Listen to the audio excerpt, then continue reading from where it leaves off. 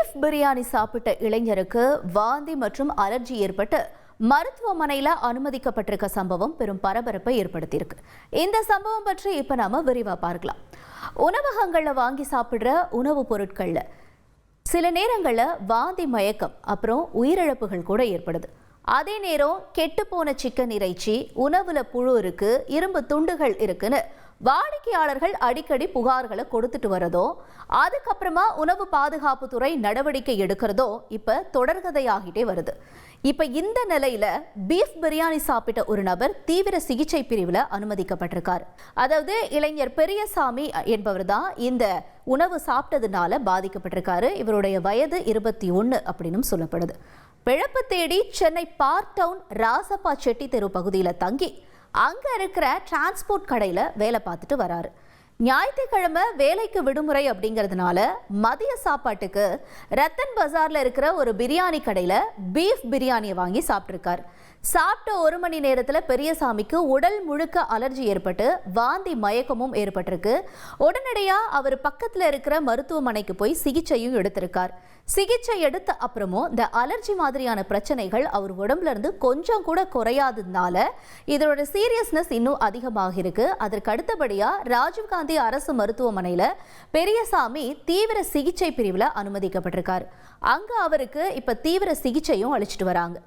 பையனுடைய இந்த நிலைமையை பார்த்த தாய் அமுதா கஷ்டத்துக்காக தான் பிழப்பு தேடி ஊரை விட்டு வரோம். பெரம்பலூர் மாவட்டத்திலிருந்து எனது மகன் இங்கே தங்கி வேலை பார்த்துட்டு வரதாவும், பிரியாணி கடையில் பீஃப் பிரியாணி சாப்பிட்டதுனால அலர்ஜி, வாந்தி இந்த மாதிரியான பிரச்சனையெல்லாம் ஏற்பட்டிருக்கு. ஒரு காசு கொடுத்து சாப்பிட்ற இடத்துல பழைய சாப்பாட்டை ஏன் கொடுக்கணும்னு சொல்லி, ஒரு சோத்துக்காக என் மகனை நான் இழக்கணுமா அப்படின்னு சொல்லி அவங்களோட ஆதங்கத்தை கேள்வியாக பதிவு செஞ்சுருக்காங்க. அவங்க பேசினதை இப்போ நம்ம பார்க்கலாம். ஞாயிற்றுக்கிழமை லீவுங்கிறதுனால போய் பேரேஸில் போய் சாப்பிட்ருக்காப்புல.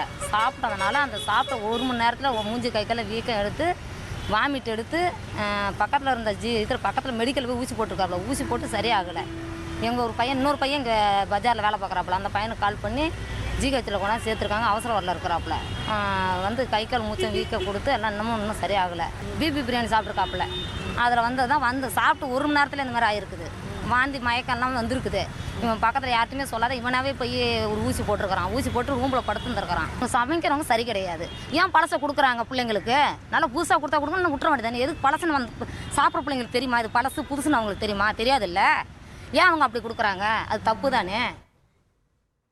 இப்ப இந்த சம்பவம் தொடர்பா பூக்கடை போலீசார்கிட்ட பாதிக்கப்பட்ட பெரியசாமி புகாரையும் கொடுத்திருக்காரு. புகாரினுடைய பேர்ல போலீசார் ஒரு பக்கம் விசாரணையை நடத்திட்டு வராங்க. இந்த நிலையில பீஃபோ இல்ல சிக்கனோ எந்த மாதிரியான இறைச்சி பொருட்களை நாம உண்ணும்போது அதனால பாக்டீரியாக்களால ஏற்படும் விளைவுகள் குறித்து இறக்கையக குடலியல் மருத்துவர் ராமகிருஷ்ணன் தரும் தகவல்களை இப்ப நாம கேட்கலாம். இந்த இதுல என்ன சொல்றாங்கன்னா, இந்த அவருக்கு உடம்பு சரியாகாம உடம்புக்கு வந்தது ஒரு மணி நேரத்துக்கு அப்புறம். அந்த டைம்ல வாமிட்டிங் அதிகமா இருந்தது. ஸ்கின்ல ரியாக்ஷன் ஏதாவது இருந்ததா, தடிப்பு மாதிரி ஏதாவது இருந்ததாங்கிறது தெரியல. ஸோ யூஸ்வலி 1 ஹவருக்கு அப்புறம் நம்ம வருது வாமிட்டிங் மேஜராக இருந்ததுன்னா அதுக்கு ஒரு காரணம் வந்து ஃபுட் பாய்சனிங் அந்த மாதிரி இருக்கலாம். இப்போது ஃபுட்டில் இப்போ நம்ம வச்சிருக்கிற நம்ம சாப்பாடில் சப்போஸ் அதில் ஏதாவது டாக்ஸின்ஸ் வந்துருக்கு அப்படின்னா, இப்போ பாக்டீரியானால அதில் ஏதாவது கொஞ்சம் கெட்ட பொருட்கள் அதில் சேர்ந்துருந்ததுன்னா இந்த மாதிரி வாமிட்டிங் வரலாம், ஹெடேக் வரலாம், ஃபீவர் வரலாம். அது ஸ்பெசிஃபிக்காக ப்ரீஃபார்ம் டாக்ஸின்ஸ் இந்த ஃபுட் அப்படின்னு சொல்லுவோம். அப்படின்னா ஏற்கனவே அந்த கொஞ்சம் நேரம், ரொம்ப நேரம் வெளியே வச்சுருந்ததுன்னா அதனால இந்த வரக்கூடிய ஒரு இது. ரெண்டாவது வந்து அலர்ஜினால இருக்கலாம். இதுக்கு ஆன்ஜியோ நியூராட்டிக் எடிமாங்கிற அப்படி சொல்லணும். அது அலர்ஜிங்கிறது நம்ம ஒவ்வொருத்தருக்கும் அது ரொம்ப ஸ்பெசிஃபிக். அது ஒரு சிலருக்கு நம்ம எந்த பொருளுக்கு அலர்ஜிக்காக இருக்குவோன்னு சொல்ல முடியாது. பட் இந்த அலர்ஜினால இந்த மாதிரி மூச்சு கஷ்டம், தடிப்பு அந்த மாதிரிலாம் வந்ததுன்னா அது என்ன ஆகும்னா, நம்ம மூச்சு விடுற அந்த சுவாசிக்கிற அந்த குழாயில் அடைப்பு, அது இந்த வீக்கத்தினால இது அடைப்பு வரும். அது உடனே அதுக்கு ஏதாவது பண்ண வேண்டியிருக்கும். அந்த ஆன்ஜியோநியூராட்டிக் எடிமா இருந்ததுன்னா எதாவது இன்ஜெக்ஷன் கொடுக்க வேண்டியிருக்கும். இல்லாட்டா இமீடியட்டாக ரொம்ப ரேராக ஏதாவது அந்த இன்டிபேஷன் அந்த மாதிரி பண்ண வேண்டும். ஆன்ஜியோநியூராட்டிக் எடிமா வந்துச்சுன்னா. பட் இது இந்த மாதிரி 1 மணி நேரம் பொறுத்து வரக்கூடிய இது வேறு மெயினாக வாமிட்டிங் வந்ததுன்னா ப்ரீஃபார்ம் டாக்ஸின்ஸ்னால வரலாம். இதே மாதிரி 24 மணி நேரம் கழிச்சு வந்ததுன்னா அப்போ அது அந்த ஃபுட்டில் ஏதாவது பாக்டீரியா வளர்ந்துட்டே இருக்கும். அந்த பாக்டீரியா நம்ம உடம்புக்குள்ளே போய் குடலில் போய் அங்கே அங்கேயும் வளர ஆரம்பிக்கும். அதனால சில பிரச்சனைகள் வரலாம். அதில் மெயின் ப்ராப்ளம் என்னென்னா லூஸ் மோஷன் அந்த மாதிரி வரும். ஸோ ப்ரீஃபார்ம் டாக்ஸினுங்கிறது 1 மணி நேரம் 2 மணி நேரத்துக்குள்ளே வரக்கூடிய ஒரு ப்ராப்ளம். லேட்டாக வந்துச்சுன்னா அது பாக்டீரியா நம்ம குடலில் வளர்கிறதுனால அதனால பிரச்சனைகள் வரலாம். ஆசைக்குன்னு சாப்பிட்றது ஒரு சிலர் அப்படின்னாலும் வேறு வழி இல்லாம உணவகத்துல சாப்பிடக்கூடிய நிலைமை பல பேருக்கு இங்க இருக்கு.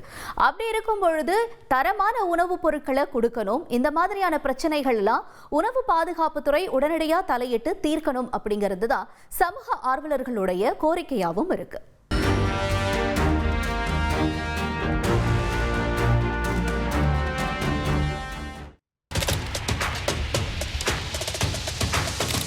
அதிமுக்கிய விவரங்களை அனைவருக்கும் புரிய வைக்கும் பாட்காஸ்ட். தவிர்க்க முடியாத முதல் மக்கள் வளைகுடா நாடுகள் பிரான்சிஸுக்கு பிரியா சம்பவங்களை தேடி களத்திற்கே உங்களை அழைத்து செல்லும் ஸ்பாட்லைட். அங்க இருக்கக்கூடிய கள விவரங்கள் என்ன? அமலாக்கத்துறை கடந்த 5 வருஷமாவே சார் எனக்கு ரொம்ப பிடிக்கும் அவர் வர்றதுக்காக. எங்களுடைய நியாயமான கோரிக்கை even at the cost of stopping பார்வையாளர்களையும் செய்திக்குள் பங்கெடுக்க செய்யும் மக்கள் குரல். 50 ரூபாய் எங்களுக்கு தண்ணிக்கு ஒரு தீர்வே இல்லங்க 10 வருஷமா. எங்களுக்கு சரியான ஒரு விடிவு கிடைக்கவில்லை. 60,000 ஏக்கருக்கு தான் கேக்குறோம். பிச்சை கேக்குறாங்க. புத்தம் புதிதாக வித்தியாசமாக ஹெலிகாப்டர்களின் உதவி என்ன படிக்கலாம்ன்றதுல பேரண்ட்ஸும் என்கரேஜ் பண்ணணும், ஸ்டூடெண்ட்ஸும் தேர்வு செஞ்சு. எனக்கும் சீமானனுக்கும் பெரிய வித்தியாசம் இல்லைங்க. ஒரு பாயிண்டா சொல்லணும். உங்களுக்கான தலைவர்களை பொழுதுபோக்கு தளத்தில் தேடாதீர்கள், போராட்ட களத்தில் தேடுங்கள். அனைத்தும் உங்களுக்காக. எப்போதும் இணைந்திருங்கள் தந்தி டிவியுடன். தவிர்க்க முடியாத தம்ப்நெயில்ஸ், கலக்கலான கண்டென்ட்ஸ், சினிமாவும் சீரியஸ் பிரச்சனைகளும், பல வருடங்கள் தளபதி இடைவெளி விஜய் இந்த படத்துல கலகலப்பும் கைகலப்பும். me too love you. thank you so much. Mass ஏத்துறது ஏற்ற தெரிக்குதுனாலே டன்னு தான். பிரேக்கே இல்லாமல் பிரேக்கிங் நியூஸ் சொல்லும் தந்தி டிவி ஆப். இன்ஸ்டா தலைமுறை வரை இறங்கி அடிக்கும் தந்தி டிவியின் டிஜிட்டல் எக்ஸ்க்ளூசிவ். அது தண்ணிக்குள்ள போகும்போது ஹேங் ஆயிடுச்சு. உங்களுக்கு விஜய் சார் எந்த அளவுக்கு ரொம்ப பிடிக்கும்? Of course, Malayalis are huge Vijay sir fans. ரெண்டு பேருமே ரொம்ப பிடிக்கும் எனக்கு. தந்தி டிவி ஆப்பை இலவசமா டவுன்லோட் செய்யுங்க. ஃபாலோ பண்ணுங்க, சப்ஸ்கிரைப் பண்ணுங்க, என்ஜாய் பண்ணுங்க.